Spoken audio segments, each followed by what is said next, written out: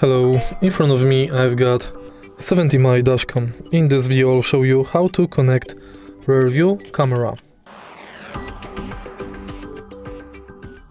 In the beginning, prepare this long cable. Connect it to the side port in your camera, right here.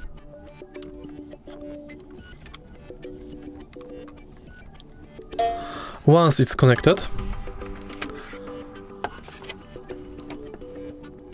distribute the camera through the car and connect the rear view camera by this cable right here.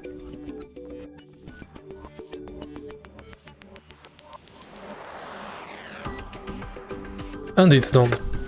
Rear view camera is now connected and you can see that right here. If you find this video helpful, please leave like, comment and subscribe.